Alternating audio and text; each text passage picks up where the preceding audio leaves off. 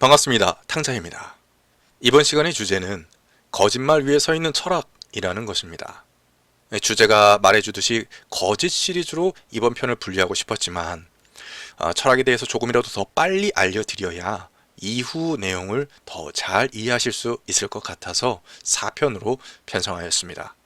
그런데 여러분, 철학이라는 주제가 여러분들에게 너무 무겁게 느껴지실 수 있습니다. 게다가 제가 전하고자 하는 가장 중요한 것은 철학이 아니라 진리입니다. 즉, 저는 철학이라는 것을 이용해서 단지 진리를 전달하기 위한 도구로 사용하고 있을 뿐입니다. 그러니 이번 시간은 철학이라는 것에서 필요한 것만 추려서 최대한 짧게 끝내도록 하겠습니다.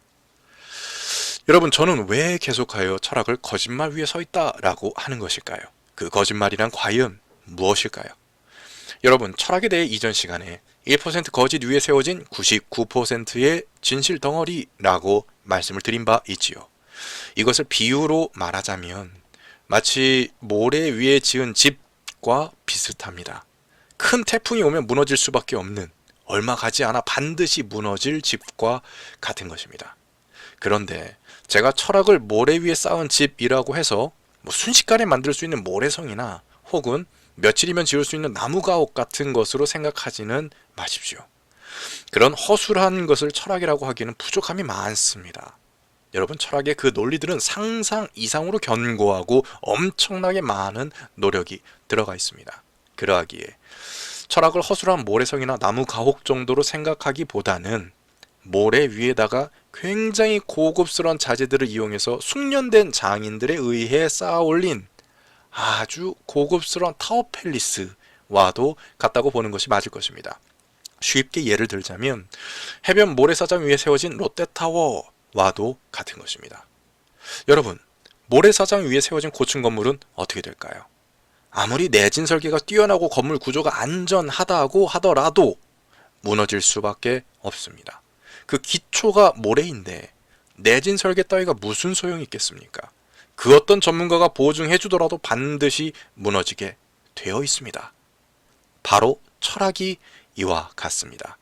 철학뿐만 아니라 철학으로부터 비롯한 인문학과 과학 등의 모든 학문들이 이와 같습니다. 그런데 여러분, 철학이란 그 사상 하나하나가 엄청난 고뇌와 검증과 토론을 통해서 세워진 학문입니다.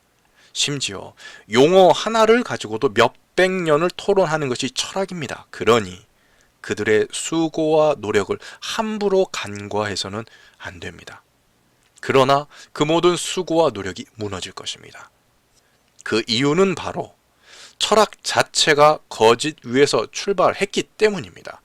철학이라는 엄청나게 공이 많이 들어가 있고 엄청나게 고급스럽게 포장된 학문이 결국 무너질 수밖에 없는 이유는 바로 거짓 위에 서 있기 때문입니다.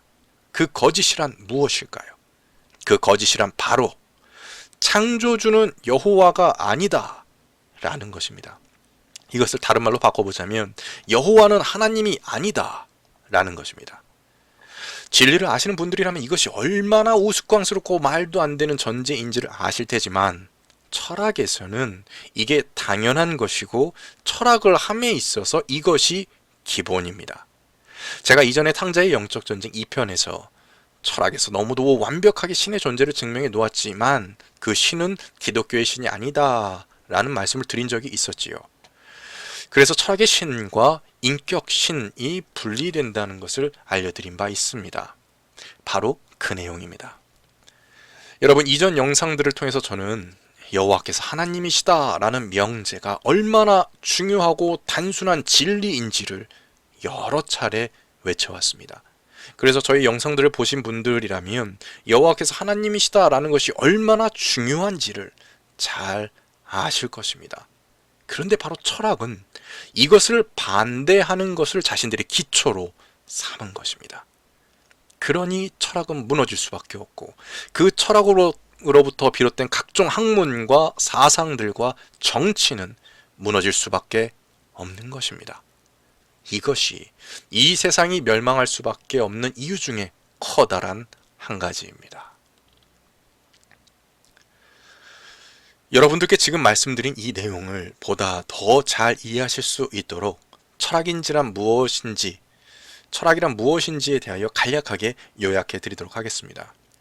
여러분, 철학이라는 것을 복잡하게 설명하려면 끝이 없지만 철학이라는 것을 간단히 보자면 크게 세 가지 구분을 통해 쉽게 설명할 수 있습니다. 첫째, 시대에 따른 구분. 둘째, 인물에 따른 구분. 셋째, 학문에 따른 구분. 이렇게 세 가지로 간단하게 철학을 구분해 볼 수 있습니다. 그 중에 첫째인 시대에 따른 구분대로 철학을 보자면 기원전 6세기경부터 대략 AD 4세기경의 기독교 시대 이전까지를 고대 철학, 그리고 AD 4세기경 기독교 시대로부터 AD 16세기 즈음까지를 중세 철학, 그리고 AD 15세기 즈음부터 현재까지를 근현대 철학 시대로 분류를 합니다. 여기까지는 뭐 크게 어려운 것이 없으시죠? 자, 그렇다면 둘째로 인물에 따른 구분을 보자면 철학을 칸트 철학이니 헤겔 철학이니 플라톤 철학 등과 같이 인물 위주로 분류하여 가르치는 것이 인물에 따른 철학 구분입니다. 이것을 방금 말씀드린 첫 번째로 보았던 시대에 따른 구분과 연결지어서 요약해 보자면 고대 철학의 대표는 누가 뭐라 해도 소크라테스입니다. 절대 빠질 수 없죠. 워낙에 중요하기 때문에 심지어 고대 철학 그 안에서도 소크라테스 이전 철학과 소크라테스 이후 철학으로 분류를 하기까지 합니다. 간단히 말씀드리자면 소크라테스 이전 철학은 신화의 시대라고 분류를 하고 소크라테스 이후는 신화를 벗어난 이성의 시대라고 분류를 합니다. 그래서 15세기 때의 르네상스 운동이 결국 카톨릭의 세계관을 벗어나서 바로 이 소크라테스 이후의 시대 시점으로 돌아가자라는 운동이었던 것입니다. 그런데 여기서 한 가지 놓치면 안 되는 것이 정작 소크라테스는 단 한 권의 책도 남기지 않았습니다. 과연 그렇다면 우리가 배우는 소크라테스 철학은 어디서 온 것일까요? 그것은 바로 플라톤의 책을 통해서입니다. 우리가 아는 소크라테스의 거의 대부분의 모습이 소크라테스의 제자였던 플라톤의 책에 나오는 모습인 것입니다. 그래서 흔히 우리가 어릴 때는 소크라테스 철학이라고 배우지만 철학과에서는 이 내용을 그냥 플라톤 철학이라고 부릅니다. 소크라테스가 곧 플라톤이라고 생각하시면 쉽습니다. 물론 깊게 들어가면 둘의 차이점이 있지만 굳이 여기서 그것을 다루지는 않겠습니다. 다음으로 중세 철학 시대의 대표적 인물을 보자면 가장 중요한 인물로 참회록 혹은 고백록으로 유명한 아우구스티누스를 꼽을 수 있습니다. 이 시대는 로마가 카톨릭을 공인하고 국가와 카톨릭이 하나가 되면서 카톨릭 중심의 사상이 발전하게 됩니다. 그 기초를 닦은 사람이 바로 아우구스티누스였고 그것을 보다 발전시키고 완성시킨 사람이 토마스 아퀴나스였습니다. 그런데 지금 제가 굳이 기독교라는 용어를 사용하지 않고 카톨릭이라는 용어를 사용하는 이유는 이 중세시대 카톨릭의 중심 가치는 성경이 아니라 하나님이 아니라 바로 인간이 만들어 놓은 교회의 뜻, 교황의 뜻이었기 때문입니다. 그러니 성경 중심의 기독교와 교황 중심의 카톨릭은 여러분 분리하여 생각하셔야 합니다. 이제 다음으로 근현대 철학을 보자면 근현대 철학은 르네상스 시대와 근대 철학과 현대 철학으로 또다시 이렇게 세 가지로 나누어 볼 수 있습니다.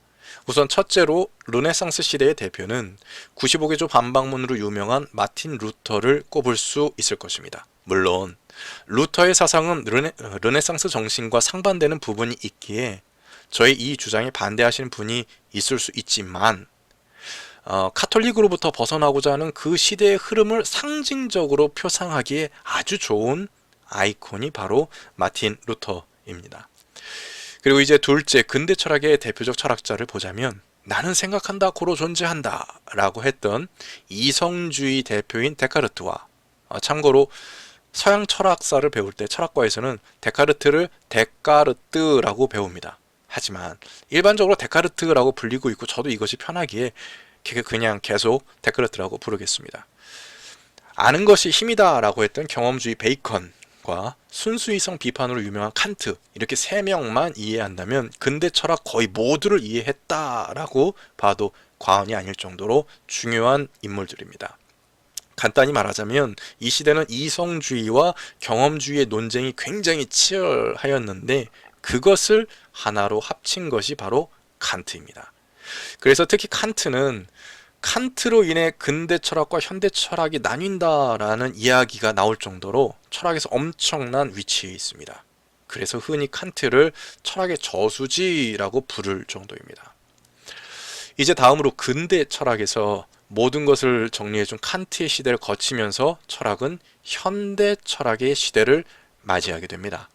그래서 바로 이 현대 철학의 대표적 철학자들이 우리가 많이 들어본 꿈의 해석, 정신분석학으로 유명한 프로이트, 그리고 엥겔스와 함께 공산주의 시초를 만든 마르크스, 그리고 분석 철학의 기틀을 닦은 러셀, 그리고 현대 철학에서 가장 유명한 분석 철학의 비트겐슈타인 정도를 거론할 수 있을 것입니다.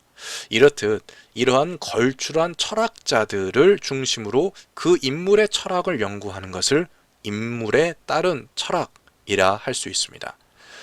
이제 다음으로 세 번째인 학문에 따른 분류를 보겠습니다. 여러분, 철학이라는 것을 학문에 따라 분류하자면 분석 철학, 미학, 구성주의, 현상학 등등으로 수십 수백 가지의 사상과 학파로 나누어 볼 수 있습니다. 그래서 학문에 따른 분류가 굉장히 어렵게 느껴지실 수도 있습니다. 그런데 그렇게 어려워하실 필요 없습니다. 철학이라는 것은 전통적으로 크게 네 가지로 분류를 합니다. 그러니 이것만 알아도 큰 흐름을 거의 다 이해하실 수 있습니다. 이 네 가지가 철학에서 가장 주요한 분야라고 볼 수 있기 때문입니다. 그 네 가지는 바로 형이상학, 인식론, 윤리학, 그리고 논리학입니다. 과거 중세시대에는 여기에 수사학이 들어가기도 했고, 현재는 여기에 미학을 추가하기도 하는데, 전통적인 분류로는 이렇듯 형이상학과 인식론, 윤리학, 논리학 네 가지로 분류를 합니다. 이 네 가지를 반드시 제대로 알아야지만 현상학이나 논리실증주의와 같은 현대 철학도 이해할 수가 있는 것입니다. 지금 말씀드린 철학의 주요한 네 가지 분야에 대해서 간단히 알려드리자면, 우선 첫째로 형이상학이라는 것은 메타피직스라고 해서 피직스, 즉 자연학 그 이상의 자연학을 뛰어넘는 관념적인 것을 다루는 학문입니다. 그런데 그 중에서도 주로 존재에 대한 주제가 중요하게 다루어지기 때문에 존재론이라는 것과 같은 말로 이해되는 경우도 있습니다.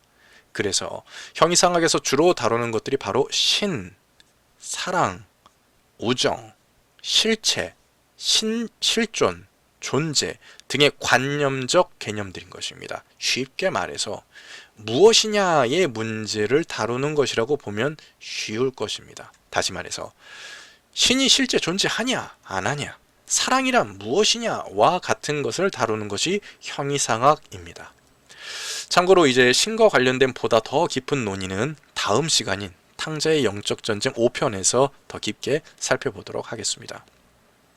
둘째로 인식론을 보자면, 인식론이란 우리에게 어떻게 진리에 도달할 수 있는지를 다루는 학문입니다. 그래서 주로 진리 인식에 대한 것을 다루는데, 쉽게 말해서 우리가 진리를 알 수 있느냐, 과연 무엇이 진리인 것이냐의 문제를 다루는 학문입니다. 앞서 말씀드린 형이상학과 인식론이라는 것을 영화 매트릭스를 통해 잠시 비교해 보자면, 영화 매트릭스에서 주인공 시온, 그 키아누 리브스로 나오죠. 시온은 어느 순간 자신이 줄곧 살아왔던 세상이 매트릭스, 즉 가짜였으며 진짜 세상은 따로 있었다라는 것을 깨닫게 되지요. 여기서 주인공이 태어나서 줄곧 살던 가상의 현실이 존재론적 관점으로 보면 가짜인데 반해서 이것을 인식론적 관점으로 봤을 때는 진짜가 되는 것입니다. 바로 이것이 존재론과 인식론의 차이라고 생각을 하시면 되겠습니다.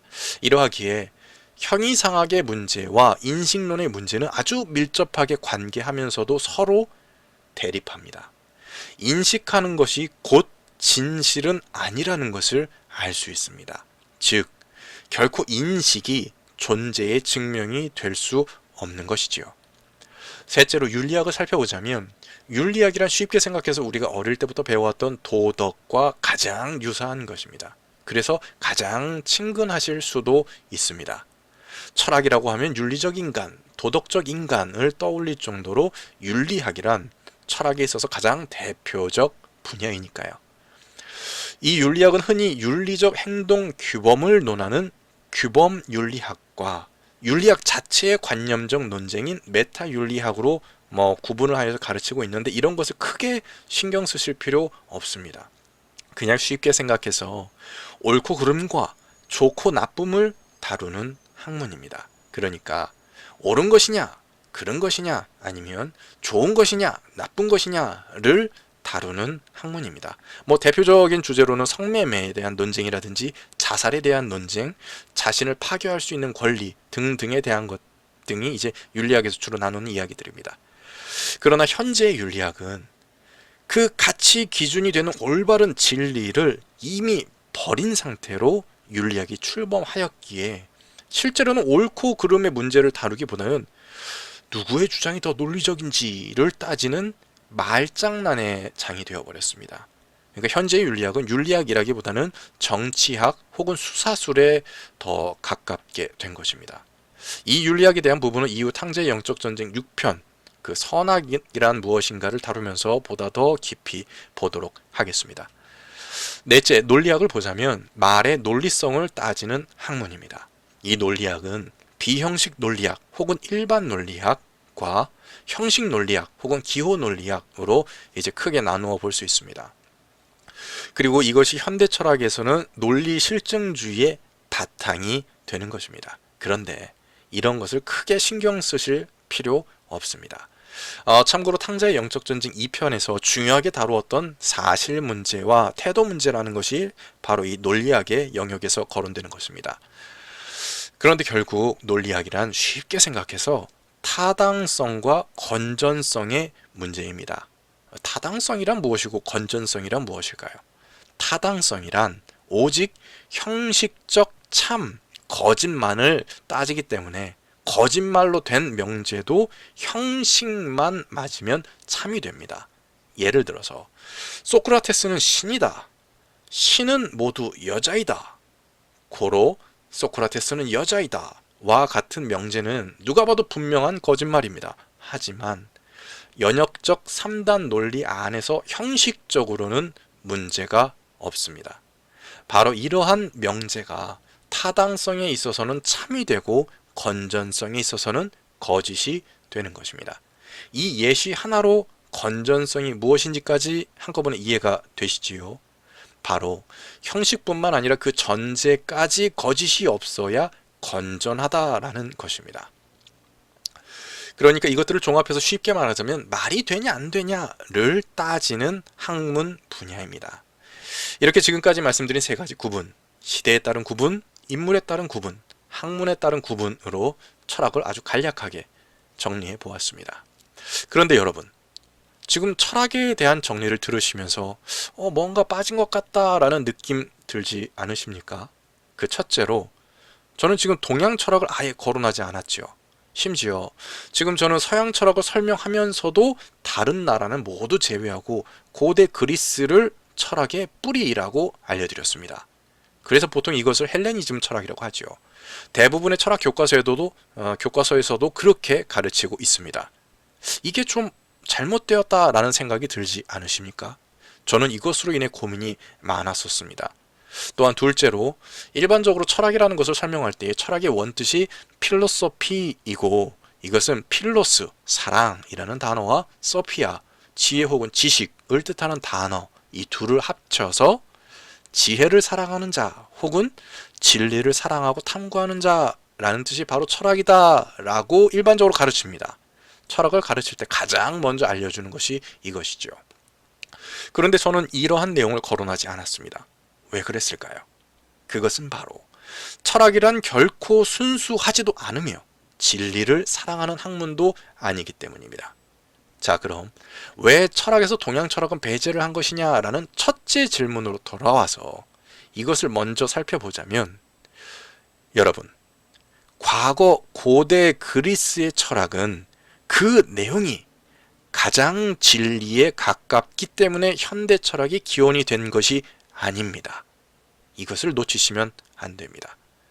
그럼 왜 2000년이 지난 지금까지 우리가 배우고 있는가 하면 답은 아주 간단합니다.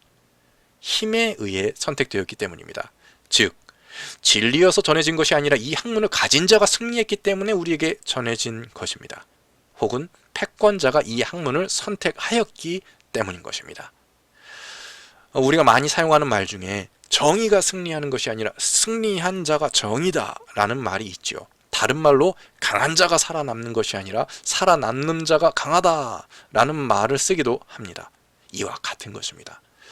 지금 제가 정리해드린 우리가 어릴 때부터 배워왔던 철학이라고 불리우는 이 학문은 이 세상에서 가장 진리에 가깝기 때문에 선택되어서 전해진 것이 아니라 그나마 선택할 수 있는 것 중에 권력자가 보기에 가장 좋아 보이기 때문에 선택되어져서 이 시대까지 전해진 것입니다.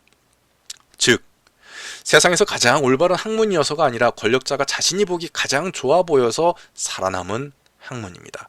결코 올바른 선택도 아니었고 결코 공정한 선택도 아니었습니다. 여러분 생각해 보십시오. 만약 아리스토텔레스의 제자였던 알렉산더가 세계 정복에 성공하지 못하였다면 그리스 철학이 지금 우리에게 전해졌을까요? 결코 그러기 힘들었을 것입니다. 알렉산더가 페르시아를 뛰어넘지 못했다면 우리는 헬라 철학이 아닌 페르시아 철학이나 이집트 철학을 지금 배우고 있을지도 모릅니다. 또한 여러분, 만약 로마 제국이 과거 훈족에게 완전히 패배하여서 동로마까지도 훈족에게 점령되었다면 지금 우리가 로마 카톨릭의 사상이나 유럽 철학을 배우고 있겠습니까? 아니면 훈족의 동양 철학을 배우고 있겠습니까? 당연히 이 시대는 동양 철학이 지배했을 것입니다. 그러니 결코 지금 우리가 살펴보고 있는 철학이 대단하다고 여기실 필요가 전혀 없는 것입니다. 진리의 학문이 아니라 그저 강자의 학문일 뿐인 것입니다. 그렇다면 이제 두 번째 질문이었던 왜 철학에 대하여 진리를 사랑하는 학문이라고 하지 않는가? 라는 것을 보자면 여러분, 철학은 결코 진리를 사랑하는 학문이 아니라 오히려 진리를 가리고 있는 학문입니다. 여러분, 진리를 알고 있는 우리는 이미 진리가 무엇인지 아주 정확하게 알고 있지 않습니까? 진리란 바로 여호와께서 하나님이시며 그분은 너무도 선하시고 사랑 가득한 분이시며 이 세상을 바로 그 하나님이신 여호와께서 창조하셨다는 것이 바로 아주 기초적인 진리입니다. 이것을 성경이 증명하고 있고 그 성경을 역사와 과학이 증명해주고 있습니다. 이것은 이미 이전에 말씀을 드린 바 있지요. 혹시 기억이 안 나신다면 탕자의 영적 전쟁 1편을 참조해 주시길 바랍니다. 그런데 바로 철학은 이러한 아주 단순한 진리를 가리고 있습니다. 이러하기에 철학이란 결코 진리를 사랑하는 학문이 아닌 것입니다. 철학이 여호와께서 하나님이시다 라는 진리를 가리고 있다는 말은 무슨 말일까요? 여러분, 철학은 바로 여호와께서 하나님이시다 라는 진리를 부정하는 것으로부터 시작합니다. 아니, 정확하게 말씀드리면 이것을 부정하기 위해 철학은 존재한다 라고 해도 과언이 아닙니다. 그렇기 때문에 철학은 창조주는 여호와가 아니다 라고 아주 당연하다는 듯이 외치는 것입니다. 매우 잘못된 전제이지만 그 논리가 아주 튼튼해서 쉽게 벗어나기가 힘듭니다. 그래서 심지어 신학을 하기 위해서 철학과에 들어갔던 저도 철학과에 들어가서 10여 년이나 있으면서도 이 기본적인 전제의 오류에서 벗어나지 못했었습니다. 게다가 이전에 말씀드린 대로 기독교 신자였던 철학의 거장 데카르트와 칸트도 이 전제의 오류를 벗어나지 못했으니 제가 벗어나지 못한 것은 어찌 보면 당연한 일일지도 모릅니다. 왜냐하면 철학은 아주 대놓고 여호와는 하나님이 아니다 라고 말하는 것이 아니라 아주 교묘하게도 여러분, 신의 속성을 올바로 이해하기 위해서는 특정 종교의 신을 전제해서는 안 됩니다 라는 아주 그럴싸한 논리를 댑니다. 이 거짓된 교묘한 논리에 모든 기독교 철학인들이 속아 넘어갔던 것입니다. 이것이 얼마나 간사하고 교묘한 거짓말인지 잠시 뒤에 알게 되실 것입니다. 그래서 철학과에 들어오게 되면 가장 처음 배우게 되는 것 중 한 가지가 철학의 신과 인격신을 분리시키는 교육을 받습니다. 모든 철학의 기본은 형이상학적 전제를 기반으로 해서 그 학문이 시작하게 됩니다. 그런데 그 형이상학적 전제의 가장 기본이 바로 신의 존재 증명입니다. 그렇기 때문에 모든 철학자는 자신의 철학을 완성하기 위해서 신의 존재 증명이 반드시 필수적으로 거쳐야만 하는 과정인 것입니다. 필수인 것입니다. 바로 이러한 이유로 이전에 제가 철학은 이미 신을 증명하고 있다라고 말씀드린 것입니다. 그러나 바로 이 철학의 신은 여호와를 배제시킨 거짓된 신이었던 것입니다. 여러분, 중세시대까지 카톨릭이 너무나 악한 짓을 많이 하였었죠. 그러하기에 그들이 만들어 놓은 거짓된 신학과 철학에 수많은 사람들이 아주 강한 거부감을 가지고 있었습니다. 그러다 보니 자연스럽게 그 거부감은 여호와에 대한 거부감으로 이어졌습니다. 그래서 철학적으로 신을 논함에 있어서 당연히 여호와 하나님은 아주 자연스럽게 빠지게 되었습니다. 르네상스 시대 이후로 신을 논함에 있어서 신을 여호와라고 전제를 하고 논의하는 자들은 비이성적인 사람을 뛰어넘어서 이성에 반대하는 반이성적인 사람으로 치부된 것입니다. 그러하기에 르네상스 시대 이후로 그 누구도 신을 상정함에 있어서 기독교의 하나님으로 전제할 수가 없었고 전제해서도 안 되는 시대 상황이 되어버린 것입니다. 그래서 철학의 신과 인격신은 분리가 되었습니다. 즉 신의 존재를 증명하기 위해서는 여호와를 상정해 놓는 것은 옳지 않아 라는 논리적 근거뿐만 아니라 시대적 분위기마저도 신의 범주에서 여호와를 삭제시켜 버린 것입니다.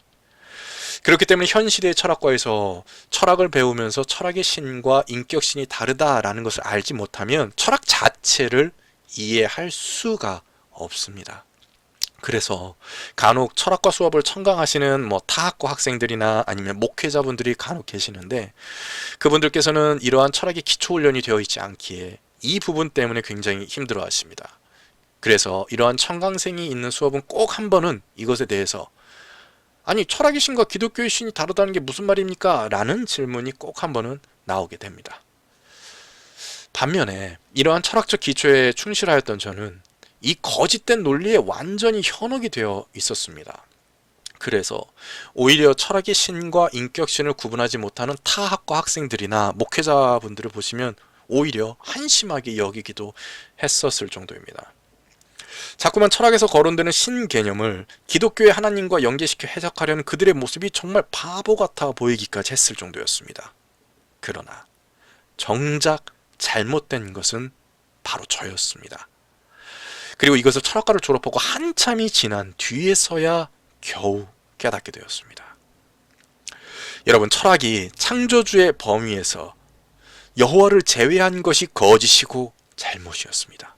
바로 이러한 거짓된 전제가 철학이라는 것을 진리를 가리는 학문으로 만들어 버린 것입니다. 그리고 이러한 거짓의 원흉은 바로 카톨릭이었습니다. 이로써 카톨릭이 적그리스도라는 수많은 이유에 또 한 가지가 추가되는 것입니다. 이렇듯 지금의 철학이라는 학문은 이 그럴싸해 보이는 거짓 논리로 인해서 여호와야말로 진정한 하나님이시다 라는 아주 단순한 진리를 거부하도록 만들어 놨습니다. 그래서 진실이 눈앞에 보여도 여호와를 신으로 인정하지 않는 것입니다. 아니, 인정할 수 없는 구조가 되어버린 것입니다. 그러니 오히려 여호와께서야말로 진정한 하나님이심을 증거하는 명확한 증거들을 훼손하기 위해 온갖 철학적 논리를 이용해서 여호와의 하나님 되심을 감추려 합니다. 그들은 신을 이해하기 위해 여호와를 전제해서는 안 돼라는 것에서 멈춘 것이 아니라 아예 신의 영역에서 여호와를 배제시켜 버린 것입니다. 아주 말도 안 되는 짓거리를 철학은 저지른 것입니다. 이것이 얼마나 황당한 일인지를 비유를 들어 설명을 하자면, 여러분, 저희 집에는 작은 삼성 냉장고 한 대가 있습니다. 그런데 어느 날 여러 무리의 사람들이 우리 이 냉장고가 어디 것인지 한번 객관적이고 이성적으로 알아보자. 그런데 합리적이고 공정하게 알아보기 위해서는 생산자를 삼성이라고 단정 지으면 안 되니까 삼성이라는 전제는 하지 말고 우리 뜯어보고 분석해보자 라는 말을 했다라고 가정하겠습니다. 그런데 이 사람들이 말은 그럴싸하게 해놓고 정작 생산자의 후보에서 삼성을 아예 쏙 빼버린다면 이게 공정하고 합리적입니까? 말도 안 되는 만행이지요. 이러한 만행을 저지른 것입니다. 이러한 짓을 지금의 철학과 과학과 정치 등의 모든 학문에서 동일하게 진행하고 있는 것입니다. 여러분, 제 냉장고는 비록 작지만 냉장고 문에도 삼성이라는 로고가 버젓이 붙어 있고, 냉장고 문을 열어도 삼성 냉장고 표시, 용량 표시, 각종 설명이 뻔하게 보입니다. 그리고 저는 혹시 잊어버릴까봐 냉장고 위에다가 구입 시 받았던 그 설명서도 놓아두었습니다. 게다가 아마 냉장고 뒷면에도 삼성 로고가 아마 있을 겁니다. 이렇듯 굳이 뜯어보지 않아도 냉장고가 삼성 거임을 알 수 있는 증거가 넘쳐납니다. 그런데 그 수많은 증거를 무시하고 굳이 냉장고를 뜯어서 그 안에 1번째 부품 한 개가 나온 것을 보고 이거 삼성 게 아니라 일제 냉장고네 라고 누군가 말한다면 이게 얼마나 황당하고 어이없겠습니까? 수많은 증거들이 눈앞에 있는데 말도 안 되는 억지를 부리는 것이 얼마나 분통 터질 만한 일입니까? 지금의 철학이 하고 있는 일이 바로 이와 같습니다. 분통 터지게 하는 거짓말쟁이들과 같은 것입니다. 여러분, 눈앞에 보이는 수많은 증거를 무시하려거든 그것을 뛰어넘을 만한 증거가 있어야 합니다. 그런데 지금의 철학과 여러 학문들은 그저 거짓말로 눈앞에 보이는 증거를 가리고 있는 것입니다. 여러분, 여호와께서 진정한 하나님이시라는 증거가 이 세상에 너무나도 넘쳐납니다. 과학이 증거하고 있고, 역사가 증거하고 있고, 고고학자들이 증거하고 있습니다. 성경이 증거하고 있고, 너무나도 많은 증거가 넘쳐나고 있습니다. 저의 요한계시록 강의를 들어주십시오. 수많은 예언의 증거들이 넘쳐납니다. 김명현 교수님이나 수많은 창조과학자들의 영상을 봐주십시오. 무수히 많은 과학적 증거들이 넘쳐나고 있습니다. 그런데도 이 세상은 말도 안 되는 아주 작은 증거를 가지고 이 세상의 창조주는 여호와가 아니라고 빡빡 우기고 있는 것입니다. 여러분, 2016년 10월 1일에 예루살렘 하늘 위에 나타난 불타는 링과도 같은 아주 기이한 구름이 나타나고, 그때 나팔 소리로 하늘을 가득 채운 아주 기이한 일이 있었지요. 바로 제가 이 사건을 유튜브를 통해 우연히 보고서 진짜 마지막 때가 얼마 남지 않았구나, 마음을 돌이켜서 하늘을 바라보며 살아야겠구나 라는 결심을 했다고 간증 영상에서 알려드린 바 있었습니다. 여러분, 이 세상에는 여호와께서 살아계심과 이 세상이 창조되었다는 증거가 너무나도 많습니다. 지금도 계속하여 넘쳐나고 있습니다. 그런데 그러한 무수한 증거들을 철학이라는 이름으로, 과학이라는 이름으로 모두 가리우고 있는 것입니다. 바로 이러한 가증한 일을 하고 있는 대표적인 세력이 바로 철학입니다. 이러한 철학을 기반으로 각종 학문들이 일어났고, 이러한 철학을 바탕으로 정치가 결정이 되고, 심지어 이러한 가증한 철학을 기반으로 기성교회의 교리가 만들어졌습니다. 여러분, 그들은 결코 진리를 사랑하는 자들이 아니라 진리를 가리우고 있는 자들입니다. 여러분, 그것 아십니까? 소크라테스가 그렇게 비난하던 소피스트라는 자들이 있었지요. 그들의 그 이름의 뜻은 지혜 있는 자라는 뜻이었습니다. 그리고 예수님께서 그렇게 비난하셨던 바리새인들도 그 이름의 뜻은 거룩한 자라는 뜻입니다. 여러분, 그러니 진리를 사랑하는 자라는 이름을 가진 철학자들의 그 이름에 속지 마십시오. 그들의 감언이설에 속지 마십시오. 이 시대에 무수히 많은 지식인들의 그 겉모습에 속지 마십시오. 외식하는 바리새인들과 다를 바 없는 거짓을 전하는 무리들입니다. 겉으로는 너무도 인자하고 너무도 온순하고 너무도 자애로워 보일지라도 그들은 진리를 감추고 여호와의 이름을 더럽히고 모욕하고 있는 자들입니다. 이러니 제발 철학에 속지 마십시오. 그 철학의 딸들인 과학과 정치와 각종 인문학들 모두 마찬가지입니다. 그러니 이러한 세상 학문에 속지 마십시오. 여러분, 철학이 틀린 것입니다. 여호와께서야말로 진정한 하나님이 맞으십니다. 여러분, 과학이 틀린 것입니다. 이 세상은 하나님에 의해 창조되었습니다. 바로 이러한 거짓을 퍼뜨리는 세상 그 중심에 철학이 있는 것입니다. 바로 이것이 철학의 본 모습입니다. 바로 이렇듯 철학이 말하는 아주 가증한 거짓말인 여호와께서 하나님이 아니시다 라는 거짓말이 이 세상을 지배하고 있기에 이 세상은 멸망할 수밖에 없는 것입니다.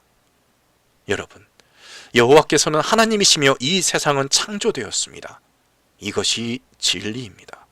진리는 이렇듯 너무도 단순합니다. 이것만 알아도 우리는 회개할 수 있습니다. 변할 수 있습니다. 여러분, 많이 알기를 힘쓰기보다 지금 가지고 있는 진리를 놓치지 마십시오. 그것이 무엇보다 중요합니다. 끝까지 들어주셔서 감사합니다. 다음 시간에 뵙도록 하겠습니다.